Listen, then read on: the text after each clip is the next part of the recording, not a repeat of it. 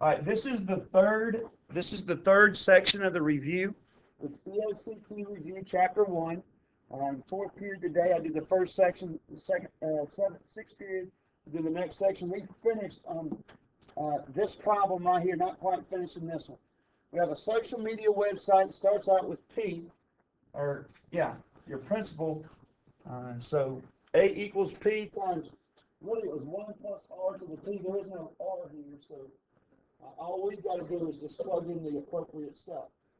We talked earlier, remember when you do T to the 0, 3 to the 0 power is 1 times 1,000. That gets me at my 1,000. And there's basically nothing you can do here but kind of guess and check.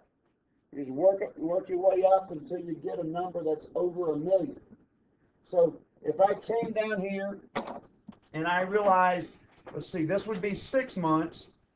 T2 here, that would be 1 year. Let's see, time is 3. So if I went 3 here, it would be 27. 27 times 1,000 is 27,000. Okay, so I'm still not to 1,000,000 yet.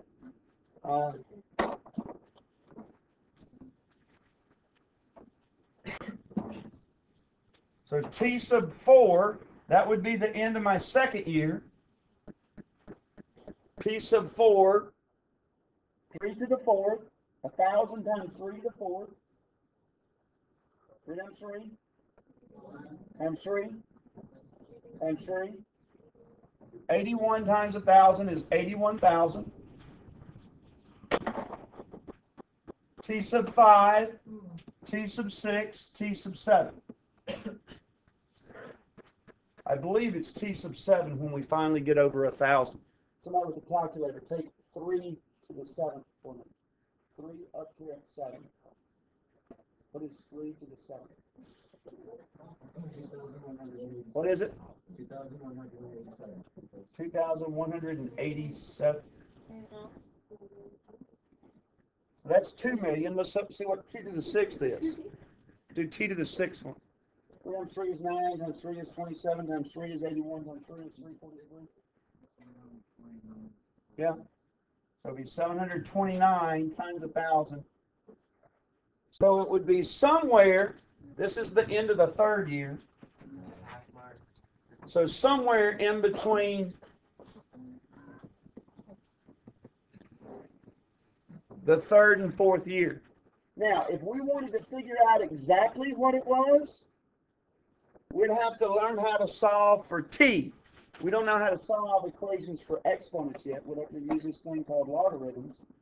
But anyway, to give you an idea of what a log is, you know the concept already, you've just not been introduced to a logarithm. What's the inverse of addition? What's the inverse of multiplying? What's the inverse of squaring something? Okay, the inverse of taking a number to the exponent is finding the log. And so you'll eventually learn how to find the log. But according to this, at the end of the third year, it's at 729,000. So 3.5 years, it gets over 2,000,000. So somewhere in there, after 3, T sub 8. He said T sub 7 6 months intervals. Isn't 7 6-month intervals 3.5? What's 7 over 2? 7 over 2? 3.5. That gives me 2 minutes. So somewhere in there. The answer is 3.5 years. Yeah. Or not necessarily 3, approximately 3.5. Elton loses 5 pounds each week. 5x? Negative 5x. Negative 5x. I think so too. Elton loses 5 pounds each week. He started at 218 on week 1. So if he started at 218, the first number would be up here at 218. So I would say 218 would be my y-intercept.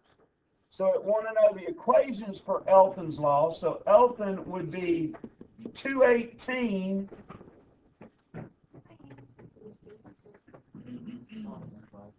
minus 5x.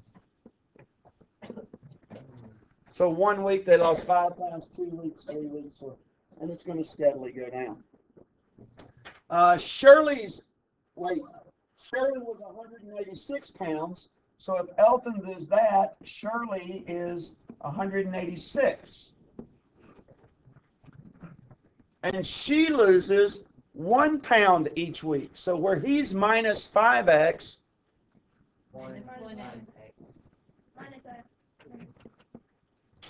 so if you notice the two pictures, you notice one of them's going down faster than the other one is. At some point here, it looks like they were the same thing.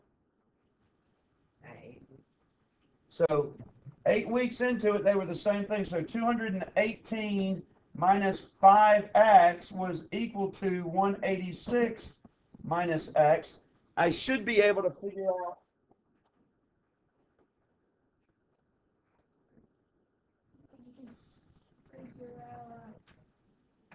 Oh, add 218 minus 186, negative x plus 5x. Which one's the smaller one? That is a smaller. Oh, yeah. 4x equals, somebody with a calculator, 186 minus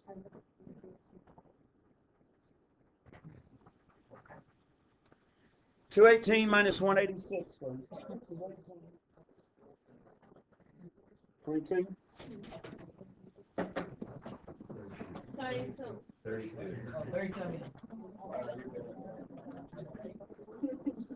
So x was 8. So 8 weeks into it, they're the same thing. So 5 times 8 is 40. 218, somebody with a calculator, 218 minus 40. 218 minus 40 is 178. now. If I've done this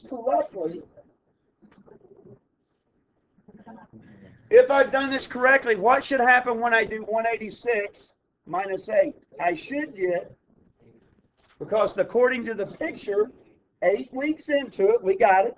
8 weeks into it, it looks like they're 170 something.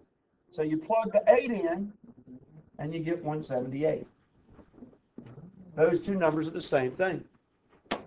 So this example algebraically works out just like we thought it would.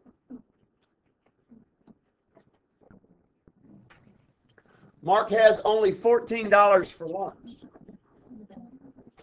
He wants to have at least 1 sandwich and 1 drink.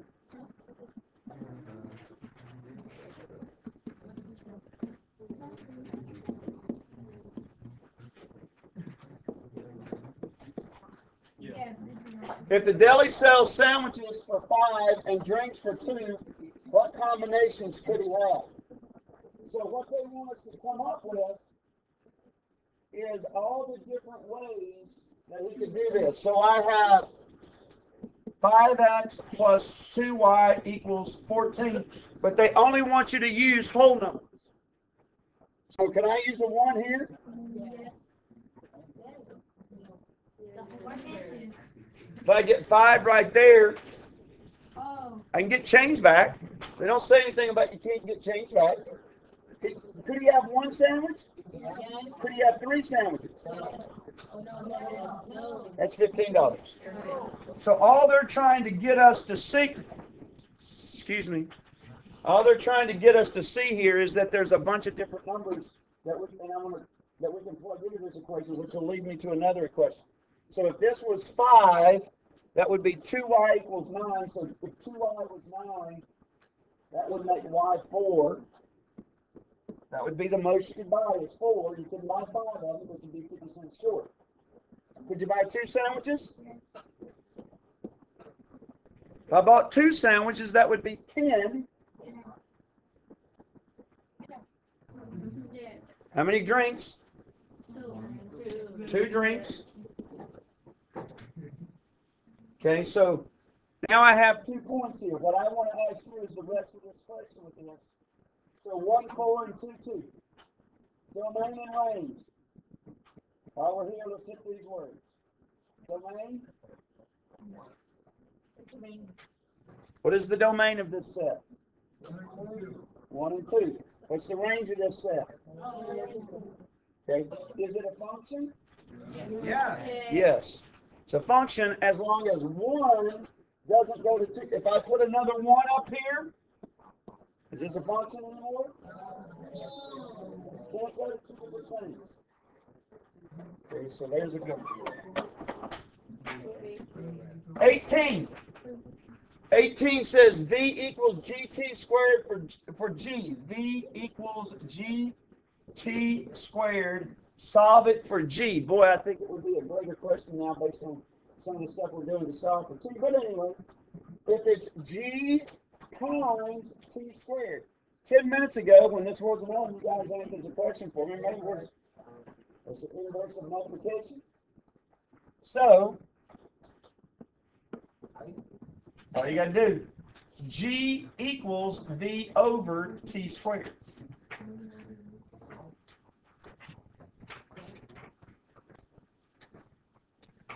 All right, that finishes off the section.